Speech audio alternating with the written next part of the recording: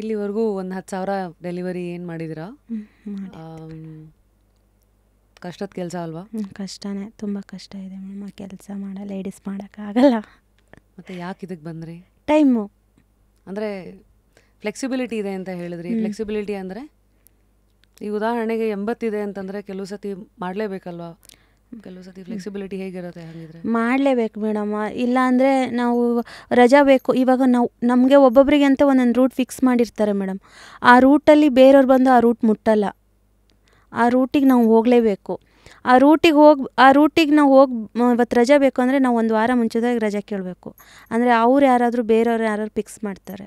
So last minute ಹುಷಾರಿಲ್ಲ ಮತ್ತು ಅಥವಾ ದೇಹಕ್ಕೇನೋ ಸಮಸ್ಯೆ ಆಯಿತು ಇವೆಲ್ಲ ಆದರೆ ಅದಾದರೆ ಎಮರ್ಜೆನ್ಸಿ ಇದ್ದರೆ ನಮ್ಮ ಐ ಡಿ ಬೇರೆಯವ್ರಿಗೆ ಕೊಡ್ತಾರೆ, ಮಾಡಿಸ್ತಾರೆ. ಈ ಥರ ಆಗಿದೆ ಅಂದರೆ ನಮ್ಮ ಐ ಡಿ ಬೇರೆಯವ್ರಿಗೆ ಕೊಟ್ಟು ಐ ಡಿ ಮೇಲೆ ಅವರು ಕೆಲಸ ಮಾಡ್ತಾರೆ. ಒಂದು ವಾರ ಬಿಟ್ಟು ಆ ಅಮೌಂಟ್ ನಾವು ಕೊಡಬೇಕು. ಸೊ ಆ ದುಡ್ಡು ಅಮೌಂಟ್ ಅವ್ರಿಗೆ ಕೊಡಲೇಬೇಕು. ಸೊ ನಾವು ಕೊರಿಯರ್ ಬಗ್ಗೆ ಹೇಳಿದ್ರಿ, ಚಿಕ್ಕದು ದೊಡ್ಡದು ಪ್ರಯಾರಿಟೈಸ್ ಹೇಗೆ ಮಾಡ್ತೀರಾ ಅಂತ. ಮುಂದೆ ಇಲ್ಲಿಗೆ ಹೆಂಗೆ ಅಟ್ಯಾಚ್ ಆದ್ರಿ?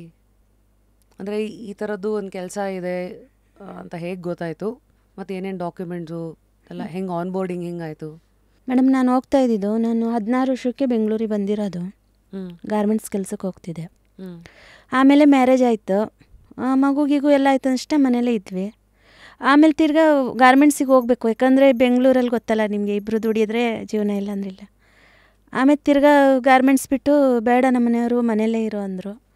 ನಮ್ಮನೆಯವ್ರಿಗೆ ಹೈ ಶುಗರ್ ಜಾಸ್ತಿ. ಆಮೇಲೆ ಮಗು ಆಯಿತು ಮೇಡಮ್. ಮಗು ಆದಮೇಲೆ ನಾವು ಇದ್ದಿದ್ದು ಕೋರಮಂಗಲದಿಂದ ಇಲ್ಲಿಗೆ ಶಿಫ್ಟ್ ಆದ್ವಿ. ಆಮೇಲೆ ಇಲ್ಲಿ ಮಕ್ಕಳು ಎಜುಕೇಷನ್ ಅಲ್ಲಾದರೆ ಜಾಸ್ತಿ ಎಜುಕೇಷನ್ ಅಂದ್ಬಿಟ್ಟು ಇಲ್ಲಿ ಶಿಫ್ಟ್ ಆದ್ವಿ, ಇಲ್ಲಿ ಕಮ್ಮಿ ಇರುತ್ತೆ ಅಂದ್ಬಿಟ್ಟು. ತಿರ್ಗಾ ನಮ್ಮ ಮನೆಯವರಿಗೆ ಶುಗರ್ ಅಟ್ಯಾಕ್ ಆಯ್ತು ಮೇಡಮ್. ಅವಾಗ ನಮ್ಮ ಮನೆಯವರು ಓಲಾ ಉಬರ್ ಅಂತ ಓಡಿಸ್ತಿದ್ರು. ನಮ್ಮದು ಒಂದು 2-3 ಕಾರ್ ಇಟ್ಕೊಂಡು ಡೈವರು ಅದು ಇದು ಇಟ್ಕೊಂಡಿದ್ವಿ. ಕೊರೋನಾ ಟೈಮಲ್ಲಿ ಎಲ್ಲ ಮಾರಿಬಿಟ್ವಿ ಮೇಡಮ್. ಹೌದಾ? ಮಾರಿಬಿಟ್ವಿ. ಆಮೇಲೆ ತಿರ್ಗಾ ಬಂದುಬಿಟ್ಟು 2 ತಿಂಗಳು ಕೆಲಸ ಇಲ್ವಲ್ಲ, ನಾನೇನು ಮಾಡಿದೆ, ನಮ್ಮ ಮನೆಯವರು ನೀನು ಹೋಗಬೇಡ ಇರು, ನಾನು 2 ತಿಂಗಳು ಸೆಕ್ಯೂರಿಟಿ ಕೆಲಸ ಮಾಡ್ತೀನಿ ಅಂತ ಸೆಕ್ಯೂರಿಟಿ ಕೆಲಸ ಮಾಡಿದೆ. 2 ತಿಂಗಳು ಸೆಕ್ಯೂರಿಟಿ ಕೆಲಸ ಮಾಡಿಬಿಟ್ಟು ಮನೆಗೆ ಏನು ಬೇಕು ರೇಷನ್ ಎಲ್ಲ ತಂದು ಹಾಕೊಂಡ್ವಿ. ಆಮೇಲೆ 2 ತಿಂಗಳು ಲಾಕ್ಡೌನ್ ಮುಗೀತಲ್ವ.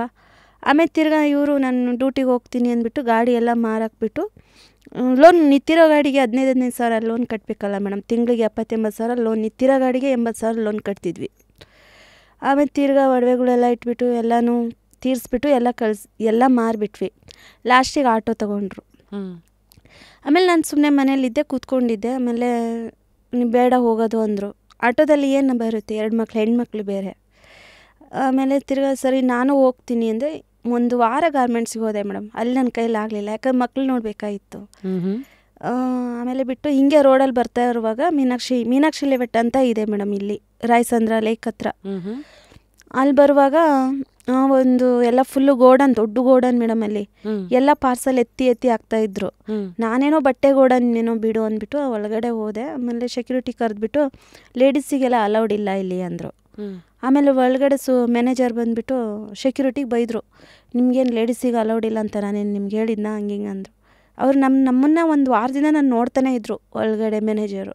ನಾನು ಗಾಡಿ ಓಡಿಸೋದು, ಕೆಲ್ಸಕ್ಕೆ ತಿರ್ಗೋದು ಅವ್ರು ನಾನು ನೋಡ್ತಾನೆ ಇದ್ದರು. ನಾನು ಚೆನ್ನಾಗಿ ಗಾಡಿ ಓಡಿಸ್ತಿದ್ನಲ್ಲ, 2 ವೀಲರ್. ಆಮೇಲೆ ಗಾಡಿ ಇದೆಯಲ್ಲಮ್ಮ ನಿಂದು ಅಂದರು. ಹೌದು. ಲೈಸೆನ್ಸ್ ಇದೆಯಾ ಅಂದರು.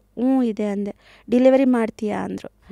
ನನಗೆ ಶಾಕ್ ಆಯಿತು, ಯಾಕಂದ್ರೆ ನನಗೆ ಎಜುಕೇಷನ್ ಇಲ್ಲ. ನಾನು ಬರೀ 5ನೇ ಕ್ಲಾಸ್ ಓದಿರೋದು. ಅಡ್ರೆಸ್ ಗೊತ್ತಿಲ್ಲ, ಲೊಕೇಶನ್ ಗೊತ್ತಿಲ್ಲ, ಬರೆಯೋಕ್ಕೆ ಬರಲ್ಲ, ಓದೋಕ್ಕೆ ಬರಲ್ಲ, ಏನೂ ಗೊತ್ತಿಲ್ಲ. ಹೆಂಗೆ ಸರ್ ಮಾಡೋದಿದು ಅಂದೆ. ಏನೂ ಇಲ್ಲ, ಒಂದಿನ ಟ್ರೈನಿಂಗ್ ಕಳಿಸ್ತೀನಿ, ಏರಿಯಾಗಳು ನೋಡ್ಕೊಳ್ಳಿ ಅಂದರು.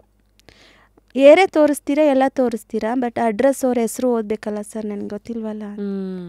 ಅದು ಮೇನು. ಅದಕ್ಕೆ ಇಂಗ್ಲೀಷ್ ಬೇಕಲ್ವಾ, ಎಲ್ಲ ಲೇಬಲ್ಸ್ ಇಂಗ್ಲೀಷಲ್ಲೇ ಇರೋದಾ? ಆಮೇಲೆ ಇವ್ರಿಗೆ ಕೊಟ್ಟು ಆಮೇಲೆ ಕನ್ಫ್ಯೂಸ್ ಬೈಸ್ಕೋಬೇಕಲ್ಲ, ಅದು ಬೇರೆ ಭಯ ಆಗೋಯ್ತು. ಆಮೇಲೆ 1 ತಿಂಗಳು ನನ್ನ ಮಗಳ ಕೈಯಲ್ಲಿ ನಾನು ಒಂದು ಸ್ವಲ್ಪ ಒಂದು 6 ಗಂಟೆಯಿಂದ ಹಿಡಿದು 10 ಗಂಟೆವರೆಗೂ ಸ್ವಲ್ಪ ನಾನು ಓದಿದೆ ಮೇಡಮ್. ನಾನು ಅವ್ರು ಹೇಳ್ಕೊಟ್ಲು ನನ್ನ ಮಗಳು ನನಗೆ. ಅವಳು ನಿಮ್ಗೆ ಇಂಗ್ಲೀಷ್ ಹೇಳ್ಕೊಡ್ಲಾ? So nice.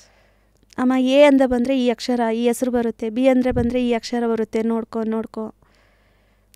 ಆಮೇಲೆ ನಮ್ಮ ಹಸ್ಬೆಂಡಿಗೆ ಆ ಹೆಸರು ಫೋಟೋ ತೆಗೆದ್ಬಿಟ್ಟು ಇದೇನು ಹೆಸರು ಓದು, ಇದೆಲ್ಲಿ ಬರುತ್ತೆ ಓದು ಅಂದ್ಬಿಟ್ಟು ನಮ್ಮ ಮನೆಯವರಿಗೆ 1-2 ತಿಂಗಳು ಫೋಟೋ ಹೊಡೆದು ಕಳಿಸ್ತಿದ್ದೆ. ನನಗೆ ಹಿಂದಿ ಬರಲ್ಲ ಮೇಡಮ್, ಏನೂ ಬರಲ್ಲ.